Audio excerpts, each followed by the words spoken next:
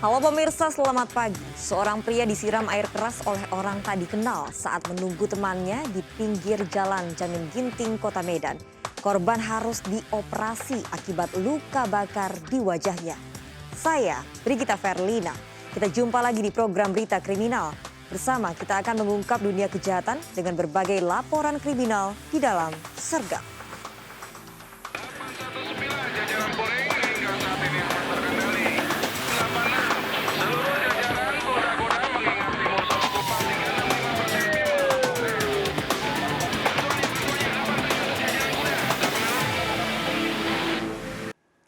Pemirsa, diduga akibat korsleting sejumlah rumah dinas kejaksaan di Sekadau, Kalimantan Barat terbakar.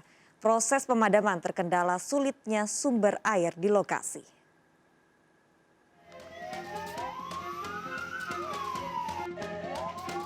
Kobaran api membakar rumah dinas Kejaksaan Negeri Sekadau, Kalimantan Barat. Banyaknya material yang mudah terbakar membuat api cepat merambat ke rumah yang ada di sebelahnya. Tak banyak barang-barang milik para penghuni yang bisa diselamatkan. Sehari-hari rumah dinas ini ditempati 8 jaksa dan para pegawai Kejaksaan Negeri Sekadau. Semua anggota dalam posisi aman semuanya. Aman semuanya, Pak. Yang tinggal di situ berapa orang, Pak? 8 orang. 8 orang. Itu jaksa-jaksa atau honorer? Ada jaksa 2, kemudian tata usahanya ada sekitar 4, sama anak honor. Anak honor ya, sisanya ya? Petugas yang datang ke lokasi segera memadamkan api. Dugaan sementara, kejadian ini akibat korsleting. Proses pemadaman terkendala sumber air. Hidran milik PDAM tidak mengalir karena rusaknya pipa induk. Petugas pemadam akhirnya mengambil air dari kolam dan sumur warga di sekitar lokasi kejadian. Kesulitan pertama-tamanya tadi air. Air ya? Kebetulan kan Sidin Ragun sedang ada masalah. Jadi kita tidak bisa mengharapkan air dari pam, dari hidran. Jadi terpaksa kita mencari sumur atau kolam di sekitar. Meski tidak ada korban jiwa pada kejadian ini, namun polisi melakukan penyelidikan. Dari Sekadau, Kalimantan Barat, Uun Yuniar melaporkan.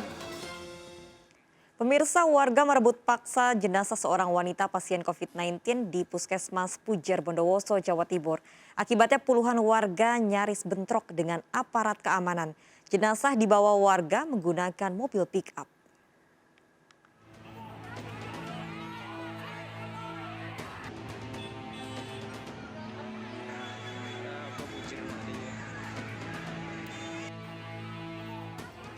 Puluhan warga mendatangi Puskesmas Pujer, Bondowoso berupaya merebut paksa jenazah COVID-19 yang akan dimakamkan secara protokol kesehatan.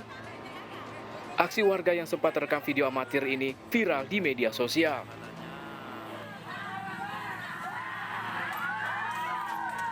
Peristiwa berawal saat seorang wanita warga Dusun Mangli Barat Pujer meninggal dunia dalam keadaan positif COVID-19.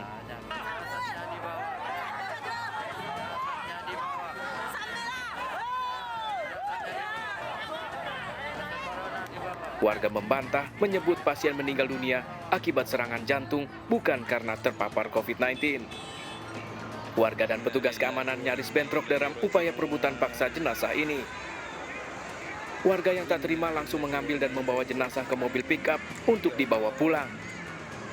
Petugas yang kalah jumlah dengan warga membiarkan jenazah dibawa. Kasus ini jadi prioritas dan pengawasan dari tim Satgas COVID-19 Bondowoso. Memang berkembang bahwa katanya di COVID kan segala macam. Perlu saya sampaikan bahwa semua ada datanya ya. Jadi tidak ada niat dari pemerintah itu kemudian meng-COVID kan karena memang almarhumah pasien ini sudah dilakukan pemeriksaan dengan rapid antigen dan hasilnya memang reaktif. Satgas akan melakukan tracing dan testing pada warga yang terlibat dalam aksi pengambilan paksa jenazah COVID-19 ini. Tim Satgas akan menambah petugas keamanan untuk mengantisipasi kejadian serupa agar tidak terulang kembali. Dari Bondowoso, Jawa Timur, Rizky Amirul Ahmad melaporkan. Pemirsa nekat menggelar resepsi pernikahan anaknya di tengah pemberlakuan PPKM, seorang anggota DPRD di Banyuwangi, Jawa Timur diperiksa polisi. Pesta pernikahan terekam video amatir dan viral di media sosial.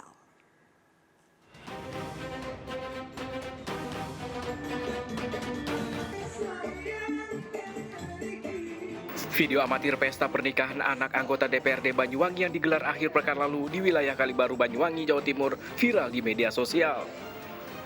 Dari rekaman terlihat resepsi digelar dengan menampilkan pentas musik dan dilakukan hingga malam hari. Terlihat juga tamu undangan yang datang duduk berdekatan dan berkerumun serta melepas masker saat berinteraksi. Aparat Polresta Banyuwangi langsung memanggil anggota DPRD Samsu Arifin untuk dilakukan pemeriksaan berdasarkan laporan dari Satgas Penanganan COVID-19 di Banyuwangi. Dalam pemeriksaan, oknum anggota DPRD ini langsung ditetapkan sebagai pelanggar kebijakan PPKM dan dijerat dengan pasal tindak pidana ringan. Hari ini insya Allah akan dilaksanakan sidang Cipiring terhadap yang bersangkutan. Termasuk yang kasus juga kan? Iya, sekaligus semuanya ada hari ini. Jadi Cipiring dan ya? Iya, kita pasukan Cipiring. Cipiring itu pelanggarannya apa? Impres atau apa? Yang digunakan peraturan daerah. Dari Banyuwangi, Jawa Timur, Eris Utomo melaporkan. Pemirsa, petugas membubarkan resepsi pernikahan warga di Pulau Gadung, Jakarta Timur. Penyelenggara resepsi dikenakan sanksi karena melanggar ketentuan di masa PPKM level 4 saat ini. Anggota Satpol PP dan staf. Petugas membubarkan resepsi pernikahan yang digelar di lapangan bulu tangkis Jalan Layur, Kelurahan Jati, Pulau Gadung, Jakarta Timur. Ini dilakukan setelah warga melaporkan adanya pesta pernikahan di tengah pandemi. Petugas kemudian meminta panitia membereskan seluruh perlengkapan termasuk tenda. Penyelenggara resepsi diberi sanksi karena melanggar keputusan Gubernur DKI tentang pembatasan kegiatan masyarakat atau PPKM level 4. Pemirsa, satu keluarga mengamuk lantaran tak terima anaknya yang berusia 7 tahun dipaksa menjalani isolasi mandiri. Pihak Rumah Sakit Bapelkes Manado akui terjadi kesalahpahaman karena telah mengizinkan bocah tersebut menjalani isolasi mandiri di rumah dengan pengawasan petugas puskesmas. Ya sudah, ngapain kita bawa pulang sana, nanti orang isolasi. Kalau dibikin dia takut, imunnya pasti turun. Keluarga ini mengamuk meminta anaknya berusia 7 tahun yang dipaksa menjalani isolasi mandiri dikeluarkan dari rumah isolasi Maumbi, Sulawesi Utara. Mereka juga mempertanyakan aturan isolasi bagi pasien positif COVID-19 yang tidak bergejala. Mana sampai kebanyakan? Kasih keluar. Aturan pemerintah, presiden pun bilang bisa rawat, ini suster kok, perawat orang. Peristiwa terjadi setelah sang anak tiba di Pelabuhan Manado reaktif usai tes rapid antigen. Keluarga membawanya ke rumah sakit lapangan darurat COVID-19 Bapelkes untuk swab PCR dan dibawa ke rumah isolasi Maumbi, Minahasa Utara. Keluarga keberatan anaknya diisolasi dan dipisahkan dari orang tuanya. Di sini saya bertanya, apakah aturan yang dari pemerintah sudah keluarkan dari Satgas Pusat? Apakah ada orang yang OTG, gejala ringan, diharuskan isolasi di rumah sakit, apalagi anak kecil? Tidak ada. Dari pemerintah menyarankan gejala ringan untuk diisolasi di rumah dengan pantauan dokter dan diberi obat-obatan. Yo, itu loh, menetap dulu. Sementara pihak rumah sakit mengizinkan bocah ini isolasi mandiri di rumah dengan pengawasan puskesmas setempat. Namun saat proses isolasi terjadi kesalahpahaman antara petugas dan pihak keluarga. Ya, proses ini terjadi miskomunikasi di dalamnya, ya, oke. Dan ada memang oknum yang salah menginterpretasikan perintah sehingga terjadi proses seperti itu. Hingga kini bocah tersebut menjalani isolasi di kampung halamannya dan diawasi petugas. Dari Manado, Sulawesi Utara, Cevi Lani melaporkan. Pemirsa, seorang pria ditemukan meninggal diduga saat menjalani isolasi mandiri di kamar kosnya di Tasikmalaya, Jawa Barat. Korban tak masuk kantor selama sepekan.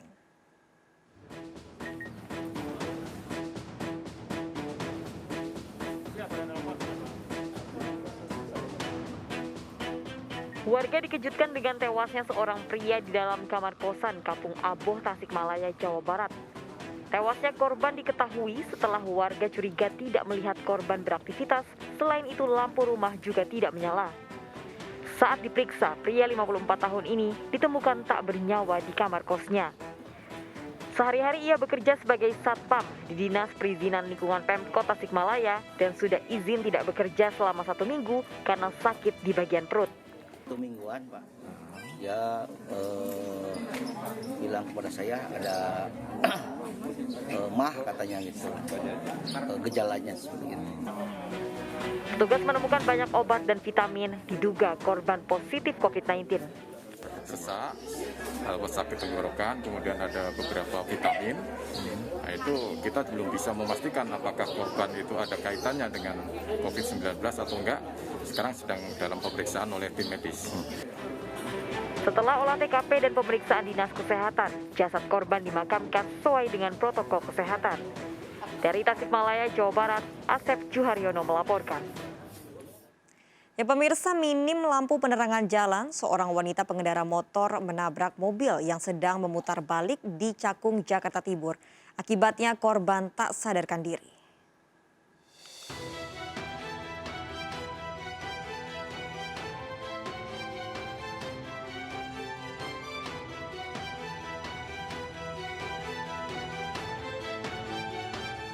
Sebuah minibus terekam CCTV hendak putar balik di Jalan Raya Bekasi Timur, Cakung, Jakarta Timur. Pengendara mobil telah menyalakan lampu sen, bahkan memperlambat lajunya. Namun tiba-tiba sebuah motor melaju kencang dan langsung menghantam bagian kiri mobil. Pengendara mobil dan warga langsung menolong korban wanita ini yang langsung pingsan dan dibawa ke rumah sakit. Diduga korban menabrak karena tak melihat ada mobil lantaran minim penerangan jalan.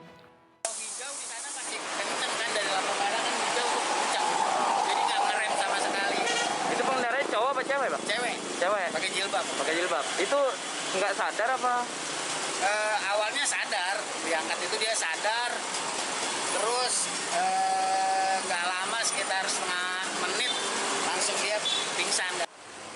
Warga diimbau hati-hati berkendara dan selalu memperhatikan kondisi jalan untuk mencegah terjadinya kecelakaan. Dari Jakarta, Rio Manik melaporkan. Pemirsa, 4 wanita penjual nasi kotak dan makanan tertipu order fiktif hingga rugi jutaan rupiah. Pelaku memesan makanan dari korban dan minta dikirim ke alamat yang sama. Namun ternyata alamat tersebut palsu. Pelaku juga memblokir nomor handphone para korban. Akhirnya kita yang borong semuanya. Ya Allah. Wanita penjual nasi kotak ini menangis kebingungan menyadari telah mendapat orderan fiktif. Ia mendapat pesanan 180 nasi kotak diantar ke Jalan Gunung Agung, Bandar Lampung, namun sesampai di sana pemilik rumah mengaku tidak memesan. Ironis, tak hanya penjual nasi kotak, di hari yang sama, 4 pedagang lain, pedagang pempek, minuman, dan kue basah juga tertipu diduga oleh pelaku yang sama.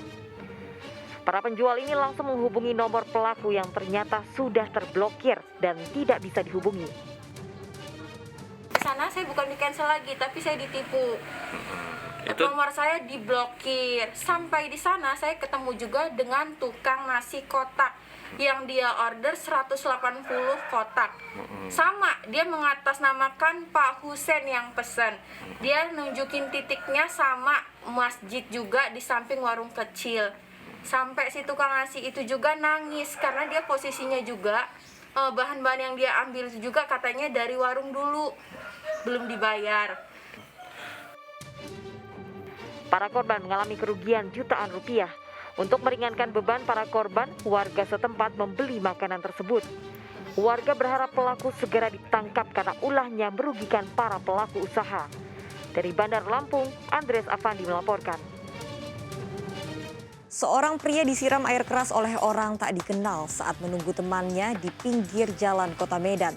Terluka bakar di wajah, korban harus menjalani operasi. Ikuti informasi lengkapnya sesaat lagi. Sergap segera kembali.